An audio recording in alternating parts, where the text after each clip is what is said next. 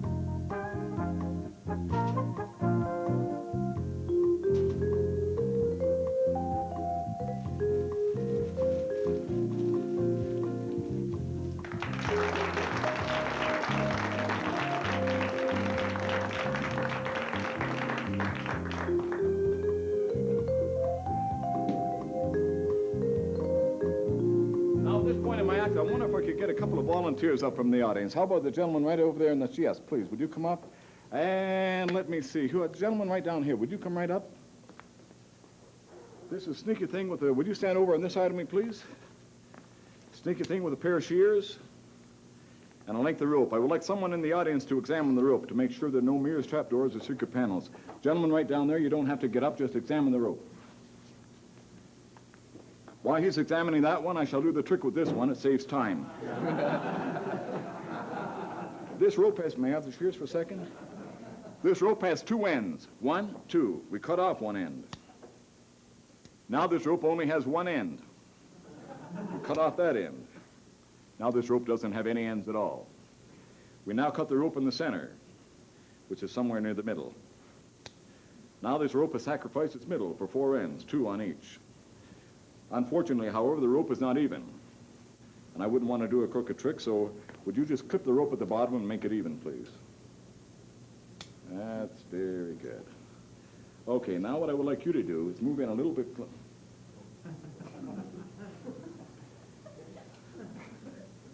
No, I say, do me a favor and step back just a little bit towards me. That's it, so you're on top of the trap door. You just clip the rope and make it even at the bottom, please. That's got it. Now what I would like you to do is move in a little bit. You're a great cut-up. I'll tell you, one way to make the rope even is simply by making the ends even. It creates the illusion that the rope is actually even. To further the illusion, would you just blow on the bottom of the rope?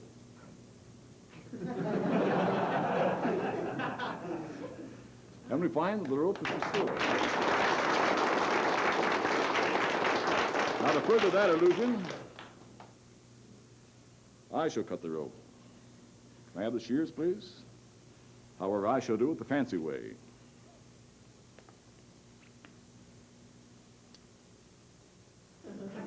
Will you hold the shears for a second?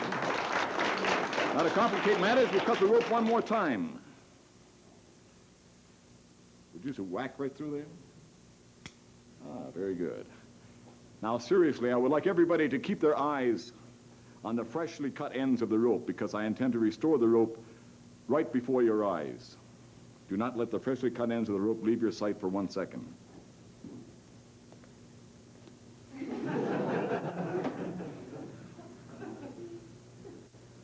Now we find that the freshly cut ends of the rope are completely restored, except for that obvious little lump of scar tissue. I'll tell you what, would you hold on to one end of the little knot there, just a knot? Now, while he's holding the knot, what I would like you to... I'll tell you what, would you hold that end of the rope, please? And would you hold that end? May I have the shears?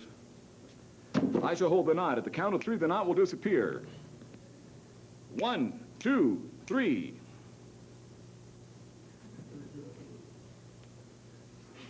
Yeah, the knot is gone. The easy part. The hard part is to bring it back. 1, 2, 3. The knot is back. Guess we'll have to try the magic wand. Would you take the magic wand in your right hand, wave it over my hand 3 times, tap my hand twice, and the knot will actually disappear. Just take the wand and wave it over my hand. Just wave it over my hand. Attaboy, and tap it a couple of times.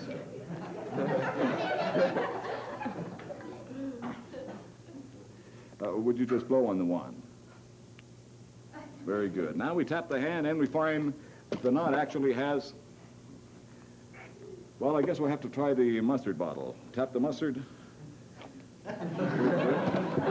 We find that the knot, well, goofed again. Actually, I've been cheating all along. This is not an ordinary knot. It's a slip knot. If you do not like it there, you can slip it down there.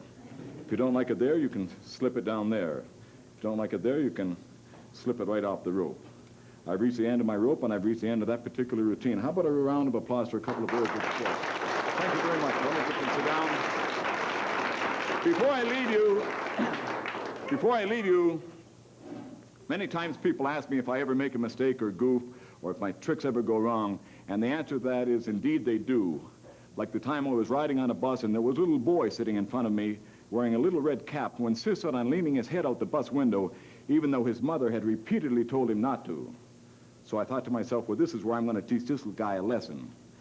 And I reached out from behind very quick, grabbed his hat, and shoved it up my sleeve. Then I said, you see, Sonny, if you'd listened to your mother, that wouldn't have happened. The wind blew your hat off, and now you've lost it. Little guy looked up at me, and I could see that he was going to start to cry. So I said, don't worry, Sonny, I'm a magician. I'll bring your hat back by magic. And I reached out and produced a hat right on top of his head. Well, the little guy was completely awestruck. He sat there in pop-eyed, utter amazement for about 3 minutes. Then he said, do it again, and threw his hat out the window. Thank you very much. It's been a delight working for you. Good night and God bless. Take care. Thank you so much. Thank you. Terrific. Bob Downey, ladies and gentlemen. Come on, let's really hear it for him. Bob Downey. Just fantastic. Thank you, Bob.